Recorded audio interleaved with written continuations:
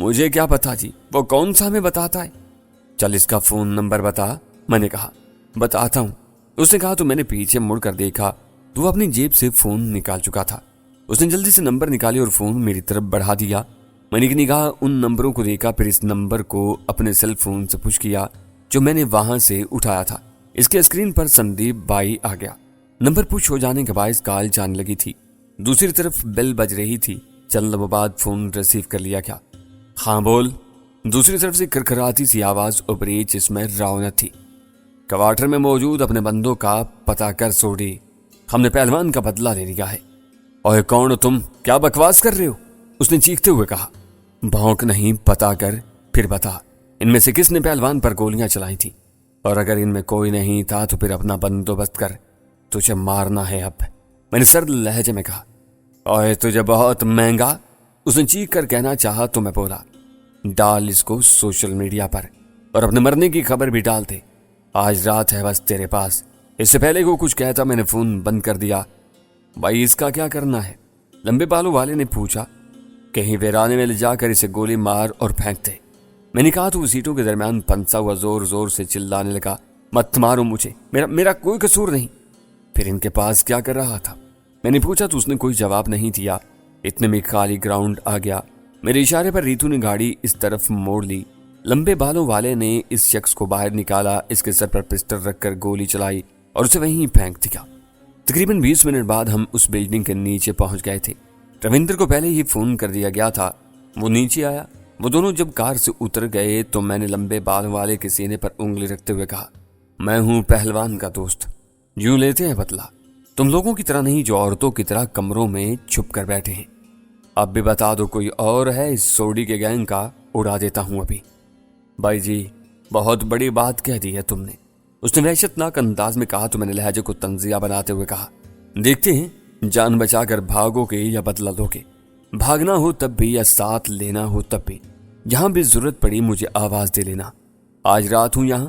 ये कहते हुए मैंने रविंद्र को बैठने का इशारा किया। वो बैठा तो रीतू ने गाड़ी आगे बढ़ा दी। हम वापस कॉलोनी में चल दिए थे। भाई जी अब जसवाल ग्रुप को कौन बचाएगा? रविंद्र ने पूछा। वो खुद अपने आप को बचाएं, हमें उन्हें बचाने की क्या जरूरत है? मैंने सर्द महरी से कहा तो वो बोला, सुबह तक तो सोडी ग्रुप यहाँ कयामत बर्पा कर देगा। कर दे यार, हमें क्या? मैंने उकताहट से कहा तो वो खामोश हो गया। मैंने कुछ देर बाद पूछा, ये नजर अंसारी के बारे में पता है ना, कहाँ रहता है? जी बिल्कुल, फरीदकोट से मशरिक की तरफ एक बड़ी नहर बहती है। यहाँ से हम अगर तलवंडी रोड पर जाएं तो ये रोड कुछ फासले पर जाकर नहर क्रॉस करता है। इससे थोड़ा दूर बाएं जानिब खेतों में एक हवेली है जो दूर ही से दिखाई देती है, वही नजर अंसारी की हवेली है। सिक्योरिटी कैसी है? थोड़ी बहुत है, वो सभी मुरीदैन हैं उसके। ओके, मैंने कहा और खामोश हो गया।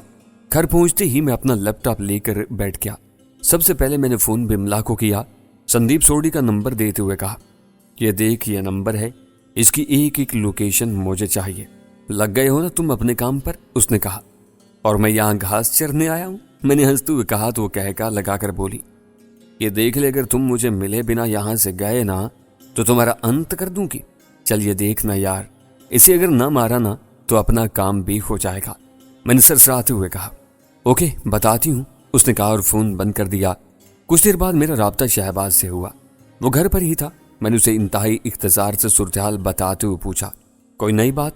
तुम क्या चाहते हो? उसने तेजी से पूछा। मैं इस पर आज ही अटैक करना चाहता हूँ।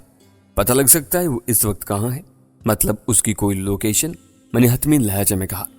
ओके मैं कोशिश करता हूँ, बल्कि मैं सरदार साहब से भी कहता हूँ वो भी कुछ करें ताकि। नहीं इन्हें कुछ नहीं कहना, इनसे भी कोई मदद नहीं लेनी। मैंने तेजी से उसकी बात काटते हुए कहा। कोई खास बात? उसने हैरत से पूछा। उसने मुझे ये कहा है कि अगर मैं कुछ कर सका तो वो मेरी मदद करेगा और मैं अब नहीं चाहता कि उसकी कोई मदद लूं। मैंने साफ कहा तो वो लम्हा भर ठहर कर बोला, ओके मैं हर हाल में कुछ करता हूं। ये कहते ही उसका राब्ता मुनक़ता हो गया। मेरे दिल में एक अजीब सी कैफियत थी। वो घर में था, सावरी भी वहीं पर थी। मैं अगर उससे बात कर लेता, एक निगाह उसे देख लेता तो शायद फिर कुछ नहीं कर सकता। इसकी यादों में उलझा रहता। अचानक मेरे अंदर से आवाज उभरी तो मैं चौंक पड़ा। मैंने खुद पर छाई कैफियत को झटक कर रख दिया। तन्हाई से बचने के लिए कमरे से बाहर निकला तो रीतू के साथ नैना भी बैठी हुई थी। बड़ा मासूम सा चेहरा, खामोश सी लड़की मुझे भली लगी। मैं वहां बैठा तो रितु ने पूछा, क्या इरादा है? मैं चाहता हूं जितनी जल्दी मुमकिन हो सके ये अंसारी वाला मामला निपटा दें, फिर देखते हैं। मैंने कहा ही था कि मेरा सेल फोन बज उठा। दूसरी तरफ बिमला थी। मेरी हेलो सुनते ही बोली, वो तुमसे कोई 10 से 15 किलोमीटर के फासले पर है। थोड़ी देर पहले से वो मुसलसल हरकत में है। इस पर निगाह रखो, मुझे उसकी जरूरत है। मैंने कहा ठीक है, उसने कहा और फोन बंद कर दिया। ऐसा करो, थोड़ी देर आराम कर लो, रिलैक्स हो जाओ। रितु ने कहा, शायद आराम न कर पाऊं। मैंने बेबसी से कहा, चला फिर बाहर निकलते हैं, थोड़ी देर घूम फिर कर आते हैं। उसने तंजिया अंदाज में तजवीज दी जो बिलाशुबा बेमानी थी। हम किसी सूरत बाहर आवारागर्दी नहीं कर सकते थे। तभी मैंने पूछा, ये रविंद्रा कहाँ है? मैंने उसे भेजा है, हो सकता है हमारी गाड़ी कहीं भी किसी भी कैमरे में आ गई हो। बस उसी गाड़ी को कहीं ठिकाने लगाने और किसी नई गाड़ी का बंदोबस्त करने भेजा है। उसने कहा तो मैंने इत्मीनान के साथ सोफे से टेक लगा ली। अगर कहीं निकलना भी पड़ता तो रितु वाली गाड़ी मौजूद थी। रात का दूसरा पहर शुरू हो चुका था। एक खामोशी थी जो सब पर तारी थी। रविंदर आ चुका था। इस खामोशी को मेरे सेल ने तोड़ा। शहबाज का फोन था। नजर अंसारी इस वक्त अपनी हवेली में मौजूद है। मैंने उसे फोन नंबर से ट्रेस करने की कोशिश की है। उसने बताया तो मैंने अपना खदशा जाहिर करते हुए पूछा, अगर इसमें भी कोई धोखा हुआ तो? अरे मैंने दूसरे जराये से भी चेक कर लिया है, इसीलिए तो मुझे देर हुई है, ताकि तुझे कंफर्म बता दूं। हाँ, तुझे इसकी तस्वीर भेज दी है, देख लेना, उसने तेजी से बताया। मतलब अब ये कंफर्म है कि वो अपनी हवेली में मौजूद है। चलो ठीक है, कोई मजीद मालूमात मिली जिससे कोई मदद मिल सके तो मुझे जरूर बताना। मैं ज्यादा से ज्यादा उस हवेली का नक्शा दे सकता हूँ, इससे ज्यादा कोई मालूमात नहीं दे सकता। सरदार साहब का सोर्स था, उसके लिए तुमने मना कर दिया है। शहबाज ने बेबसी से कहा तो मैं एकदम से बोला, ओके मैं देखता हूँ। इसके साथ ही कॉल बंद कर दी। मैं बाहर लाउंज में आया तो रविंदर अपने सेल में खोया हुआ था। मैंने उसके सामने सोफे पर बैठते हुए पूछा, कोई नई खबर सोडी ग्रुप या जसवाल ग्रुप की? हाँ ना भाई जी, सोडी पागल हो रहा है, उसे यकीन ही नहीं आ रहा कि इतना कुछ जसवाल ग्रुप वाले कर सकते हैं। उसने बताया तो मैंने पूछा, क्यों, वो क्यों नहीं कर सकते? उन्हें कोई हथियार चलाना नहीं आता? असल में इस वक्त जसवाल ग्रुप के समझो जितने बड़े लीडर हैं सभी पुलिस की हिरासत में हैं। दूसरे दर्जे के लोगों में इतना दम नहीं है कि वो सोडी का सामना कर सकें। सो इसलिए वो मुसलसल जसवाल ग्रुप के बंदों को धमकियां ही नहीं दे रहा, बल्कि इन्हें तलाश भी करता फिर रहा है। रविंदर ने कहा तो अचानक ही ख्याल मेरे दिमाग में गूंजा। तभी मैंने सोचते हुए बड़े पुरसुकून अंदाज में कहा, रविंदर ऐसा कर, जो लोग हमारे साथ गए थे उनका नंबर मिला, बात करते हैं उनके साथ। मेरी बात सुनकर उसने इस बात में सर हिलाया और कॉल मिलाने लगा। मैंने अपने सेल फोन पर सोडी की वो लोकेशन खोलकर समझी जो बिमला ने बताई थी। रविंदर ने कॉल मिला ली थी। फिर फोन मेरी तरफ बढ़ाकर बोला, वो लड़का लाइन पर है भाई जी, वो लंबे बालों वाला। मैंने फोन पकड़कर हेलो कहा तो दूसरी तरफ से वो बोला, जी भाई जी, और सुना है सोडी तुझे धमकियां दे रहा है? हाँ जी, हमने तो अपना ठिकाना भी छोड़ दिया है। हमारे पास अभी इतने बंदे नहीं हैं, कल दोपहर तक हो जाएंगे तो करते हैं उनके साथ दो दो हाथ। उसने कहना चाहा तो मैंने उसकी बात काटते हुए सर्द लहजे में कहा, अच्छा ऐसा कर, उसे कॉन्फ्रेंस कॉल जरा मिला, मैं बात करता हूँ। अभी करता हूँ जी, उसने सादतमंदी से कहा। चंद लम्हे खामोशी के बाद उसकी आवाज उभरी, ले बात कर अपने बाप से। कौन बोल रहा है? एक अजनबी आवाज उभरी। तुम संदीप सोहड़ी बात कर रहे हो? मैंने पूछा। हाँ, और तुम? ये कहते हुए उसने एक गाली दे दी। मैंने अपने गुस्से को दबाते हुए पुरस्कून लहजे में कहा, तेरा वो बाप बात कर रहा हूं जिसने आज पहलवान का बदला लिया है। अब बोल, क्या कहता है? कौन है तू? क्या लेना देना तेरा? नाम बोल, उसने एकदम से टिटकते हुए कहा तो मैंने रोबदार आवाज में कहा, मैंने नाम लिया ना तो तेरी आंखें बाहर आ जाएंगी। सुन, पहलवान मेरा यार था, ये जसवाल ग्रुप वाले बेचारे क्या कर सकते हैं? बदला मैंने लिया है। कहाँ है तू? उसने गुस्से में कहा। मुझे छोड़, मैं तुझसे मिलने खुद आ रहा हूं। मेरा बदला तभी पूरा होना है। सुन ले सोडी, आज रात तूने जितने बंदोबस्त करने हैं कर ले। अब मैंने तुझे मारना है। मैं जानता हूं कि तू इस वक्त गोविंद नगर बस्ती में है। मेरे यूं कहने पर वो चंद लम्हे कुछ नहीं बोल सका। फिर जब बोला तो उसके लहजे में वो पहले वाला दमखम नहीं था। चल आजा, फिर मैं भी तेरा इंतजार करता हूं। ले फिर आया, अगर अपने बाप का है ना तो उधर ही रहना, मैंने कहा और फोन बंद कर दिया। फिर अंदर की जानिब हाँक लगाकर कहा, रितु चल निकलें। वो शायद मेरे ही इंतजार में थी, फौरन ही बाहर निकल आई। इस बार हमारे साथ नैना भी थी। रविंदर ने जसवाल ग्रुप लोगों को फोन कर दिया था।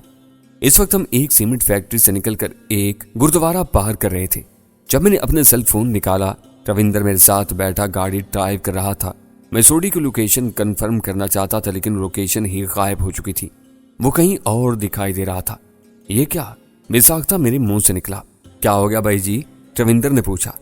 ये देख, वो कहीं निकल रहा है। यहाँ निकल गया है, मैंने कहा और फोन रविंदर को दिखाया। उसने चंद लम्हे देखा और फिर बोला, शायद वो निकल गया है। जरा दिखाना फोन मुझे। पीछे से नैना की आवाज उभरी। मैंने फोन उसे दे दिया। वो चंद लम्हे खामोशी से देखती रही, फिर बोली, ये हमसे ज्यादा से ज्यादा 7 से 8 मिनट की दूरी पर है। वो तो ठीक है, लेकिन क्या हमें उसके पीछे जाना चाहिए?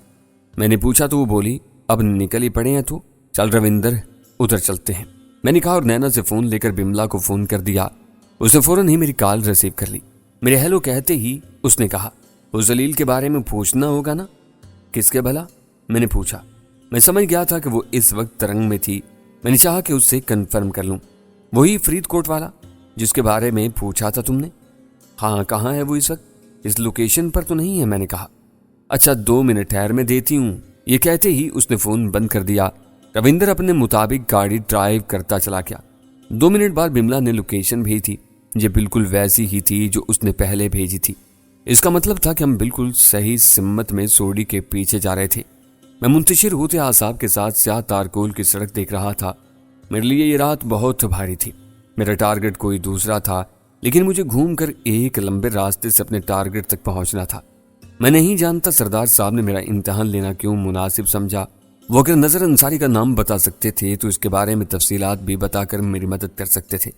मेरी अना ने फिर गवारा नहीं किया कि इनसे कोई मजीद सवाल करूं या फिर मैं इनसे मदद चाहूं। मैं अपने बल बोते पर ही इस नजर अंसारी को खत्म करना चाहता था। मैं जिस हद तक शहर में गर्म जोशी चाह रहा था, इतनी हुई नहीं थी। जाहिर है जहां गैंग वार बढ़ना था, वहां लॉ एंड ऑर्डर की सूरत हाल भी मखदूश होना थी। इन्हें इस हलचल को संभालने के लिए गर्मजोश होना था। ऐसे में नजर अंसारी तक पहुंचना बहुत मुश्किल हो जाता। जितनी आजादी से हम फिर रहे थे, सूरज निकलने के बाद हमारे लिए शहर में निकलना बंद हो जाता। मुमकिन है हमें खुद को छुपाने के लिए किसी महफूज ठिकाने की जरूरत पड़ जाती। हमारे पास तो कोई दूसरा महफूज ऐसा ठिकाना भी नहीं था जहां हम छुप सकते। मैं इन्हीं सोचों में उलझा हुआ था कि हम नहर पर आ गए। रविंदर ने तेजी से नहर का पुल पार किया। अचानक मुझे एहसास हुआ कि जैसे ये मंजर मैंने पहले भी कहीं देख रखा है। रविंदर, हम कहाँ जा रहे हैं? सोडी के पीछे, उसने बेसाख्ता कहा। मेरा मतलब ये जगह कौन सी है? मैंने खुद पर काबू पाते हुए पूछा। ये तलवंडी रोड है जी। ये कहते हुए वो भी चौंक पड़ा, फिर मेरी तरफ देखकर बोला, ओह ये तो मैंने पहले भी आपको बताया था। यहीं कहीं नजर अंसारी की हवेली है। यहीं कहीं? मैंने अपने अंदर सनसनी महसूस करते हुए कहा। चंद लम्हे रुककर खुद कलामी किसी अंदाज में कहा, अगर ऐसा है तो बहुत सारे मसाइल हल हो सकते हैं। भाई जी, ये बहुत बड़ा रिस्क होगा, बल्कि खुद को मौत के मुंह में डालने वाली बात है भाई जी। रविंदर ने पहली बार काफी हद तक खौफजदा लहजे में कहा तो मैंने उसकी बात को नजरअंदाज करते हुए कहा, वो जो जसवाल ग्रुप के लड़के हैं वो यहाँ आ सकते हैं? पता नहीं भाई जी, मेरा नहीं ख्याल कि वो यहाँ आएंगे। कौन खुद को मौत के मुंह में डालता है? उसने बेजारी से कहा तो मैंने तेजी से कहा, हम चाह रहे हैं और हमें ही सब कुछ करना पड़ेगा। कोई बात नहीं, आगे बढ़ो, करते हैं कुछ। रीतू ने गंभीर लहजे में कहा तो रविंदर ने गाड़ी की रफ्तार कम करते हुए उसकी हेडलाइट्स बंद कर दी। गाड़ी रेंगने वाले अंदाज में आगे बढ़ रही थी। मैं तेजी से सोचने लगा कि मैं क्या कर सकता हूँ। अगले 15 मिनट में हम एक सड़क पर खड़े थे। वहां से हवेली का अकवी हिस्सा दिखाई दे रहा था। तभी मैंने कहा, रीतू तुम्हें हवेली के सामने से यूं गुजरना है कि वहां जो भी दिखाई दे उस पर फायरिंग करनी है। अंदर कहीं दस्ती बम फेंकना है और फिर गायब हो जाना है। और तुम?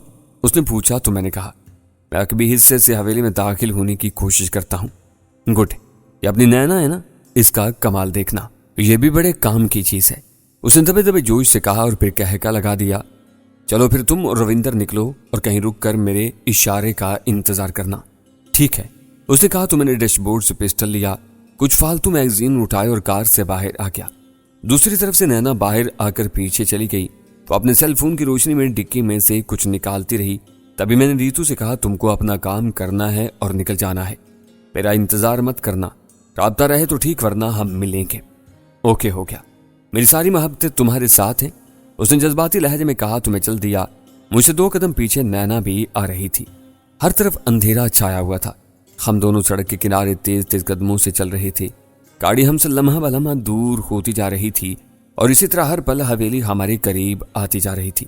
3-4 मिनट चलते रहने के बाद हम हवेली के बाउंड्री वाल के बिल्कुल साथ पहुंच गए थे। दीवार के ऊपर खारदार तारें थीं हम दोनों ने इन्हें देखा तो मैंने कहा, इन तारों में करंट हो सकता है, ऐसा मुमकिन है, लेकिन मैं देख लूंगी। उसने बेखौफ अंदाज में कहा तो मुझे थोड़ी बहुत हैरत तो हुई कि कहीं ये पागल तो नहीं। तभी मैंने कहा, नैना अंदर कुत्तों का खतरा भी हो सकता है, तुम मेरे कवर पर रहना। जैसे ही मैंने कहना चाहा तो वो तेजी से बोली, नहीं मैं आगे जाऊंगी, आप मुझे फॉलो करेंगे। मतलब? मैंने हैरत से पूछा। आप मुझे फॉलो करेंगे बस? उसने सख्ती से कहा और इधर उधर देखने लगी। उसने एक ईंट नुमा पत्थर उठाया, अपनी जैकेट से एक नायलून की रस्सी निकालकर उसके सिरे पर बांध दी, फिर उसे घुमाकर खारदार तारों के ऊपर फेंका। वो पत्थर नीचे आता चला गया। इसने दोनों सिरे पकड़कर खींचा तो खारदार तारें आपस में जुड़ गईं। किसी किस्म का कोई स्पार्क नहीं हुआ, मतलब इनमें कोई करंट नहीं था। इसने 2-3 बार ऐसे ही झटके दिए ताकि पूरी तरह कंफर्म हो जाए। फिर वो दीवार की जानिब मुड़ी, हल्की सी अंगड़ाई ली और तकरीबन 8 फुट की दीवार पर अपने हाथ रखे और ऊपर चढ़ती चली गई। बिल्कुल दीवार के ऊपर पहुंचकर उसने जेब से प्लास निकाला और तारें काट दी। मेरे मुंह से खुशगवार हल्की सी आवाज में सीटी निकल गई। वो बड़ी महारत से दीवार पर लेट गई थी। उसने एक हाथ मेरी तरफ बढ़ाते हुए होले से कहा, आए, मैं आपको सहारा देती हूँ। मैंने उसका हाथ पकड़ा और ऊपर उठता चला गया। मैं दीवार के सिरे तक पहुंच गया था, तब तक नैना दीवार की दूसरी तरफ उतर गई थी। दीवार से 4-5 फुट के फासले पर पौधे लगे हुए थे, जिनकी सूरत झाड़ियों के जैसी थी। अगले ही में मैं भी कूद गया। जैसे ही मैं कूदा, नैना एक जगह दुबक गई। मेरे ख्याल में कुत्ते नहीं है, वरना अब तक आ गए होते। उसने धीमी सी आवाज में कहा, मुमकिन है ऐसा ही हो। मैंने कहा तो वो धीमे से लहजे में बोली, मैं आपको एक महफूज तरीन रास्ता बताऊं? उसने कहा तो मैंने हैरत से उसकी तरफ देखा। वो अंधेरे में अजीब सी लग रही थी। इससे पहले कि मैं कुछ कहता वो बोलती चली गई, देखिए नीचे कोई भी दरवाजा अगर खुला हुआ मिला तो इसका मतलब है कोई जाग रहा है, सिक्योरिटी वाला या कोई भी। लेकिन एक जगह बहुत कम तवज्जो रहती है और वो है छत। ऊपर से अंदर जाने का रास्ता बड़ा आसान होता है, हम ऊपर से बड़े सुकून से देख सकते हैं, मतलब ऊपर चढ़ना होगा। ये कहते हुए मैंने सामने देखा, तकरीबन 100 फुट के फासले पर कई खिड़कियां थीं, इन पर शेड था। वो देखें, वो खिड़कियों के साथ 2 तरफ पाइप जा रहे हैं।